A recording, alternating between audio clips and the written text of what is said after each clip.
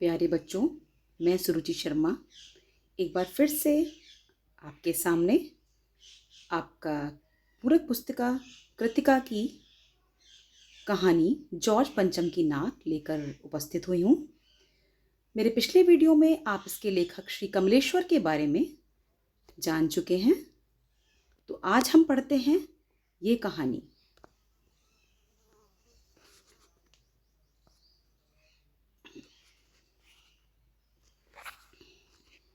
यह बात उस समय की है जब इंग्लैंड की रानी एलिजाबेथ द्वितीय अपने पति के हिंदुस्तान पधारने वाली थी।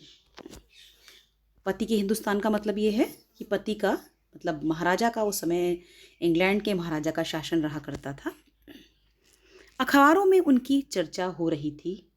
रोज़ लंदन के अखबारों से खबरें आ रही थीं कि शाही दौरे के लिए कैसी कैसी तैयारियां हो रही हैं।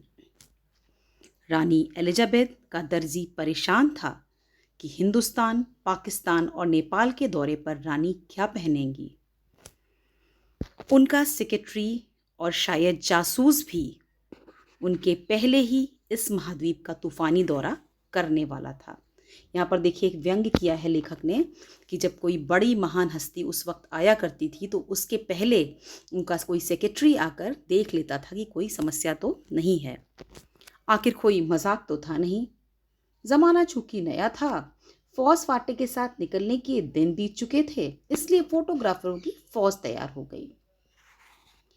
इंग्लैंड के अखबारों की कतरनें हिंदुस्तानी अखबारों में दूसरे दिन चिपकी नजर आती थी कि रानी ने एक ऐसा हल्के नीले रंग का सूट बनवाया है जिसका रेशमी कपड़ा हिंदुस्तान से मंगाया गया है कि करीब 400 पाउंड खर्चा उस सूट पर आया है। रानी एलिजाबेथ की जन्मपत्री भी छपी, प्रिंस फिलिप के कारनामे छपे और तो और उनके नौकरों, बावर्चियों, खानसामों, अंगरक्षकों की पूरी जीवनियां देखने में आईं। शाही महल में रहने और पलने वाले कुत्तों तक की तस्वीरें अखबारों में छप गईं। बड़ी धूम थी, बहुत शोर शराबा था। शंख इंग्लैंड में बज रहा था और गूंज हिंदुस्तान में आ रही थी। इन खबरों से हिंदुस्तान में सनसनी फैल रही थी। राजधानी में तहलका मचा हुआ था कि जो रानी 5,000 रुपये का रेशमी सूट पहनकर पालम के हवाई अड्डे उतरेगी, उसके लिए कुछ तो होना ही चाहिए, कुछ नया, बहुत कुछ होना चाहिए। जिसके बावर्ची पहले महायुद्ध में जान हथेली पर लेकर लड़ चुके हैं, उनकी शान शौकत के क्या कहने, और वही रानी दिल्ली आ रही है। नई दिल्ली ने अपनी तरफ देखा और बेसाख्ता मुंह से निकल गया। बेसाख्ता का देखिए अर्थ नीचे दिया हुआ है। बेसाख्ता स्वाभाविक रूप से। वैसे मैं आपको पूरा पाठ पढ़ने के बाद अंत में मुश्किल शब्दों के अर्थ बताऊंगी। तो चलिए, हम कहाँ थे। वह आए हमारे घर, खुदा की रहमत, कभी हम उनको कभी अपने घर को देखते हैं। और देखते देखते नई दिल्ली का काया पलट होने लगा। मतलब पूरी दिल्ली सज गई, सजाई जाने लगी कि जब कोई व्यक्ति, बड़ा व्यक्ति आता है, कोई प्रसिद्ध व्यक्ति आता है, तो कैसे उसके स्वागत की तैयारियां की जाती हैं। अब हम आ जाते हैं इस अनुच्छेद पे। लेकिन एक बड़ी मुश्किल पेश थी, वो थी जॉर्ज पंचम की नाक। नई दिल्ली में सब कुछ तो था, सब कुछ होता जा रहा था, सब कुछ हो जाने की उम्मीद भी थी, पर जॉर्ज पंचम की नाक बड़ी मुसीबत थी। नई दिल्ली में सब था, बस नाक नहीं थी। इस वाक्य में बेटा दो अर्थ हैं। एक तो पहला अर्थ ये कि कोई मूर्ति जॉर्ज पंचम की रही होगी जो टूट गई थी, जिसकी नाक टूट चुकी थी। और दूसरा इसका अर्थ है सिर्फ नाक नहीं थी, मतलब कि हमारे हुक्मरान, हमारे आला अफसर जो ऊपर बैठे थे, उस वक्त अपने देश की प्रतिष्ठा दांव पर लगाकर एक अंग्रेजी महारानी की सेवा में लग गए थे। नाक क्योंकि प्रतिष्ठा का प्रतीक होती है। इस नाक की भी एक लंबी दास्तान है। इस नाक के लिए बड़े तहलके मचे थे। किसी वक्त आंदोलन हुए थे, राजनीतिक पार्टियों ने प्रस्ताव पास किए थे, चंदा जमा किया था, कुछ नेताओं ने भाषण भी दिए थे, गर्मा गर्म बहसें भी हुई थी, अखबारों के पन्ने रंग दिए गए थे। बहस इस बात पर थी कि जॉर्ज पंचम की नाक रहने दी जाए या हटा दी जाए। और जैसा कि हर राजनीतिक आंदोलन में होता है, कुछ पक्ष में थे और कुछ विपक्ष में, और ज्यादातर खामोश रहने वालों की ताकत दोनों तरफ थी। ये आंदोलन चल रहा था। आगे आ जाइए। देखिए, इसी जमाने में यह हादसा हुआ। इंडिया गेट के सामने वाली जॉर्ज पंचम की लाट की नाक एकाएक गायब हो गई। हथियारबंद पहरेदार अपनी जगह तैनात रहे, गश्त लगती रही और लाट की नाक चली गई। रानी आए और नाक न हो, एकाएक परेशानी बढ़ी, बड़ी सरगर्मी शुरू हुई। देश के खैर ख्वाहों का मीनिंग भी देखिए नीचे को। खैर ख्वाहों का मतलब है भलाई चाहने वाले। तो यहाँ पर व्यंग के रूप में अंग्रेजी शासन को खुश करने के लिए खैर ख्वाहों से यहाँ मतलब है देश की भलाई चाहने वाले, मतलब जो देश के वेलविशर्स थे उन सबकी एक मीटिंग बुलाई गई और मसला पेश किया गया कि क्या किया जाए। वहाँ सभी सहमत थे कि अगर नाक नहीं है तो हमारी नाक भी चली जाएगी। उच्च स्तर पर मशवरे हुए, दिमाग खरोचे गए और यह तय किया गया कि हर हालत में नाक होना तो बहुत ज़रूरी है। यह तय होती है एक मूर्तिकार को हुक्म दिया गया और फौरन दिल्ली हाजिर हो। मूर्तिकार यूं तो कलाकार था पर ज़रा पैसे से लाचार था। आते ही उसने हुक्कामों के चेहरे देखे। अजीब परेशानी थी उन चेहरों पर, कुछ लटके, कुछ उदास और कुछ बदहवास। उनकी हालत देखकर लाचार कलाकार की आंखों में आंसू आ गए। तभी एक आवाज़ सुनाई दी, मूर्तिकार, जॉर्ज पंचम की नाक लगानी है। मूर्तिकार ने सुना और जवाब दिया, नाक लग जाएगी, पर मुझे ये मालूम होना चाहिए कि ये लाट कब और कहाँ बनी थी। इस लाट के लिए पत्थर कहाँ से लिया गया था। सब हुकामों ने एक दूसरे की तरफ ताका। एक की नज़र दूसरे से मिली और कहा, यह बताने की जिम्मेदारी तुम्हारी है। मतलब सब एक दूसरे पे अपनी जिम्मेदारी थोपने लगे। खैर मसला तय हुआ। एक क्लर्क को फ़ोन किया गया और उस बात की पूरी छानबीन करने का काम उसको सौंप दिया गया, उसके सर पे मार दिया गया। पुरातत्व विभाग की फाइलों पर के पेट चीरे गए, मतलब सारा कुछ खोजबीन कर लिया गया, सारी फाइलें निकाल ली गईं, लेकिन कुछ भी पता नहीं चला। देखिए फिर से व्यंग है सामने। फाइलें सब कुछ हजम कर चुकी थी, मतलब कहीं भी कुछ पता नहीं लगा। देखिए ये चित्र में आप देख सकते हैं बैठक हो रही है। उसके बाद हुकामों के चेहरे पर उदासी के बादल छा गए। एक खास कमेटी बनाई गई और उनके जिम्मे ये काम दे दिया, जैसे भी हो ये काम होना है और इस नाक का दारोमदार आप पर है। आखिर मूर्तिकार को फिर बुलाया गया। उसने मसला हल कर दिया। वो बोला, पत्थर की किस्म का ठीक पता नहीं चला तो परेशान मत होइए, मैं हिंदुस्तान के हर पहाड़ पर जाऊंगा और ऐसा ही पत्थर खोज कर लाऊंगा। कमेटी के सदस्यों की जान में जान आई। सभापति ने चलते चलते गर्व से कहा, ऐसी क्या चीज़ है जो हिंदुस्तान में नहीं मिलती। हर चीज़ इस देश के घर में छुपी है। ज़रूरत खोज करने की है। खोज करने के लिए मेहनत करनी होगी।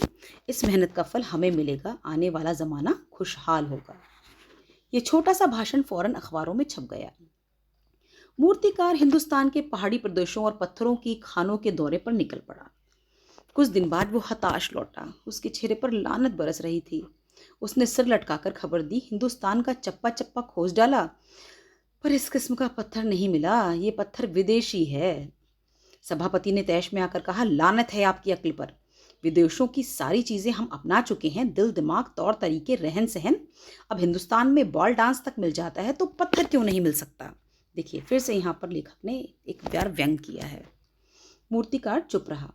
सहसा उसकी आंखों में चमक आ गई। उसने कहा, एक बात मैं कहना चाहूँगा, लेकिन इस शर्त पर कि बात अखबारों तक ना पहुँचे। सभापति की आंखों में चमक आ गई। चपरासी को हुक्म हुआ और कमरे के सब दरवाजे बंद कर दिए गए। तब मूर्तिकार ने कहा, देश में अपने नेताओं की मूर्तियां भी हैं। अगर इजाज़त हो तो आप लोग ठीक समझें। मेरा मतलब है जिसकी नाक इस लाट पर ठीक बैठे उसे उतार लिया जाए। सबने उसकी तरफ देखा। सबकी आंखों में एक क्षण की बदहवासी के बाद खुशी तैरने लगी। सभापति ने धीमे से कहा, लेकिन बड़ी होशियारी से। और मूर्तिकार फिर देश दौरे पर निकल पड़ा। जॉर्ज पंचम की खोई हुई नाक का नाप सबके उसके पास था। दिल्ली से मुंबई पहुंचा। दादा भाई नौरोजी, गोखले, तिलक, शिवाजी, जहांगीर सबकी नाकें टटोली, नापी और गुजरात की ओर भागा। देखिए यहाँ पर महारानी को खुश करने के लिए जॉर्ज पंचम की नाक पे मूर्ति पर नाक लगाने के लिए ऊंचे दर्जे पर बैठे अफसरशाह अपने देश के शहीदों की मूर्तियां तोड़ने को भी तैयार हो गए थे। गांधी जी, सरदार पटेल, विट्ठल भाई पटेल, महादेव देसाई, सबकी मूर्तियों को देखिए। यहाँ पे इस वाले अनुच्छेद में आप देखेंगे सारे लोगों की मूर्तियों का वर्णन किया गया है कि एक एक करके सबकी मूर्तियां टटोली गईं। फिर आखिरी पंक्ति में आ जाइए, सबकी नाकों का माप लिया पर जॉर्ज पंचम की इस नाक से सबकी नाकें बड़ी निकली। नाक प्रतिष्ठा का प्रतीक है, इज्जत का प्रतीक है।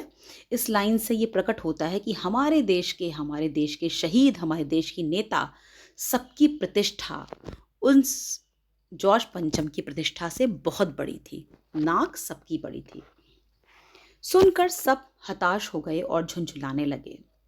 मूर्तिकार ने ढांढस बंधाते हुए आगे कहा, सुना है कि बिहार सेक्रेटेरिएट के सामने सन 42 में शहीद होने वाले बच्चों की मूर्तियां स्थापित हैं।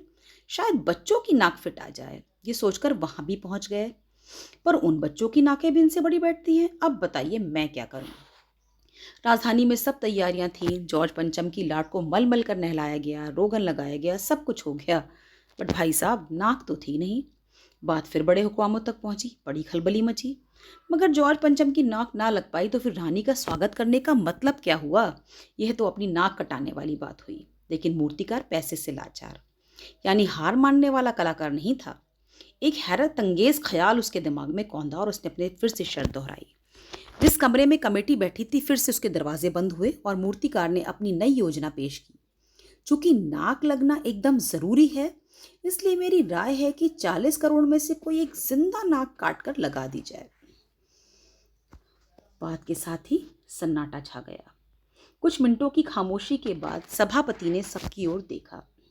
सबको परेशान देखकर मूर्तिकार कुछ अचकचाया और धीरे से बोला, आप लोग क्यों घबराते हैं? ये काम मेरे ऊपर छोड़ दीजिए। नाक चुनना मेरा काम है, आप सिर्फ इजाजत दीजिए। आखिरकार मूर्तिकार को इजाजत मिल गई।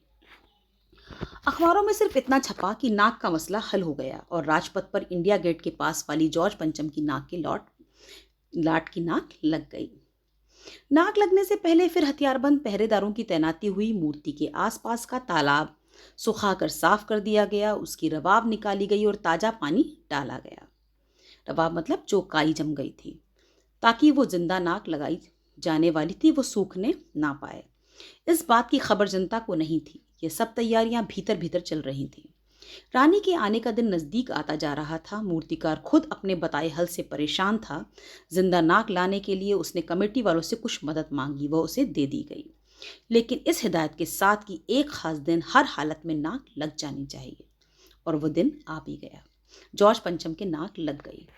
सब अखबारों ने खबरें छापी कि जॉर्ज पंचम के जिंदा नाक लगाई गई, यानी ऐसी नाक जो कथई पत्थर की नहीं लगती। अखबारों ने बताया जरूर कि जिंदा नाक लगाई है, पर कैसे ये नहीं बताया। उन्होंने कहा जिंदा नाक से मतलब वो देखने में बिल्कुल जिंदा लगती है। लेकिन उस दिन के अखबारों में एक बात गौर करने की थी। उस दिन देश में कहीं किसी उद्घाटन की खबर नहीं थी। किसी ने कोई फीता नहीं काटा, कोई सार्वजनिक सभा नहीं हुई, कहीं भी किसी का अभिनंदन नहीं हुआ, कोई मान पत्र भेंट करने की नौबत नहीं आई, किसी हवाई अड्डे या स्टेशन पर कोई स्वागत समारोह नहीं हुआ, किसी का ताजा चित्र नहीं खींचा गया। सब अखबार खाली थे। पता नहीं ऐसा क्यों हुआ। नाक तो सिर्फ एक चाहिए थी, और वो भी बुद्ध के लिए।